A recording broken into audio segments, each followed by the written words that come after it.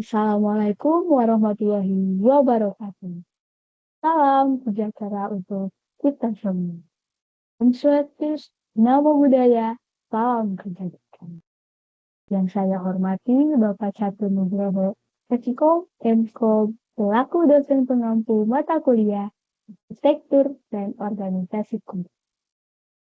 Perkenalkan, saya Helena Dwi Putri dari kelas F106 dengan NIM 250401070204.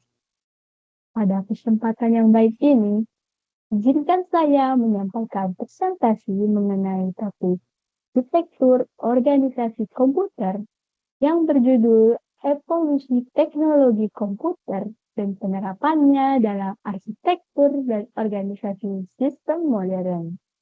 Tugas ini diangkat dari tugas pertama, yaitu pembuatan makalah arsitektur dan organisasi komputer. Baik, di sini ada pembahasan. Apa itu komputer? Komputer adalah perangkat elektronik untuk mengolah data menjadi informasi. Bisa menerima input, memproses, menyimpan, dan menghasilkan output. Bekerja berdasarkan instruksi yang terprogram. Terdiri dari beberapa komponen yang saling mendukung. Digunakan di berbagai bidang, pendidikan, industri, kesehatan, dan bisnis. Pengertian komputer menurut A. Menurut Glismer, komputer mampu menerima input, memproses sesuai instruksi, menyimpan data, dan memberi output. Menurut William M. Fowler, komputer adalah alat pemroses data berkecepatan tinggi, mampu melakukan operasi aritmatika dan logika secara otomatis. Sejarah awal komputer. Ada abacus, yaitu alat hitung tertua pada 5.000 tahun yang lalu. Tahun 1642, Blaise Pascal atau kalkulator mekanik pertama. 1694, Leibniz ada mesin hitung yang bisa mengalihkan. Perkembangan ini menjadi dasar teknologi komputer modern. Gambarnya ada di samping ini. Tonggak komputer modern. Pada tahun 1822, Charles Babbage Parent Engine. Pada tahun 1832, analytical engine cikal bakal komputer terbaru. Ada Lovelace adalah programmer pertama yang menulis instruksi untuk mesin Babbage. Ini adalah ada Lovelace sebagai programmer pertama yang menulis instruksi untuk mesin Babbage. Generasi 1 pada 1940 sampai dengan 1950. Menggunakan tabung vakum yang besar dan boros daya. Contohnya ada Z3, Mark I, ENIAC, dan ENIAC. Kelebihannya bisa menghitung cepat, tapi terdapat kekurangan yaitu panas, cepat rusak, dan sangat besar. Terdapat di samping ini ya. Generasi 3, 1964 sampai dengan 1970. Menggunakan IC atau Integrated Circuit, muncul sistem operasi atau OS, komputer lebih kecil, cepat, dan mampu multitasking. Banyak dipakai di perusahaan. Generasi 4, 1971 sampai dengan 1980. Teknologi LSI, VLSI, ULSI, komponen semakin sangat. Muncul mikroprosesor atau otak PC. 1981, IBM merilis personal komputer atau PC. Komputer mulai masuk ke rumah, sekolah, dan kantor. Ketiga dari samping ada PC.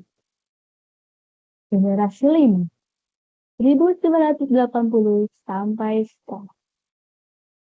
Fokus pada EA, machine learning, komputasi, paralel, jaringan, dan cloud. Komputer semakin kecil, laptop, tablet, smartphone, atau iOS. Kinerja makin tinggi dan otomatis. Sistem komputer. Sistem komputer terdiri dari 4 komponen utama, yaitu ada input, processing, storage, dan output. Semua bekerja menghasilkan informasi yang dibutuhkan ini. Input device. Perangkat untuk memasukkan data. Ada keyboard, mouse, scanner, mikrofon, dan kamera. Digunakan untuk interaksi antara manusia dan komputer. Processing unit atau CPU. Bagian utama komputer terdiri dari ahli operasi, aritmetika, dan logika. CPU adalah mengontrol jalannya instruksi, register and cache, mempercepat proses. CPU otak komputer yang melakukan pengolahan data. Storage unit. Memori utama atau primer, yaitu adalah RAM, penyimpanan sementara saat komputer. Memori sekunder, yaitu adalah hard disk, SSD, flash drive, CD atau DVD, digunakan untuk menyimpan data jangka panjang.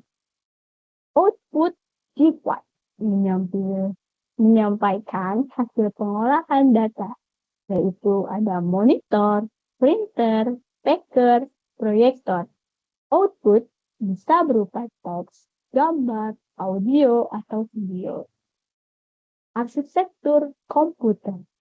Ada 2 arsitektur populer, yaitu dari Harvard dan von Neumann. Keduanya memiliki cara berbeda dalam mengatur memori dan jalur data. Arsitektur Harvard, memori, instruksi, dan data terpisah. Jalur akses berbeda, bisa paralel. Cepat, efisiensi, cocok untuk embedded system dan PIC. Kekurangannya adalah desain lebih rumit dan mahal.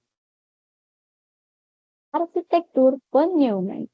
Instruksi dan data dalam satu memori, jalur tunggal, akses bergantian. Sederhana, fleksibel, murah. Kekurangannya adalah terjadi bottleneck di memori. Kesimpulannya, dari alat hitung sederhana menjadi teknologi pintar. Sistem komputer terdiri dari CPU, storage, dan output.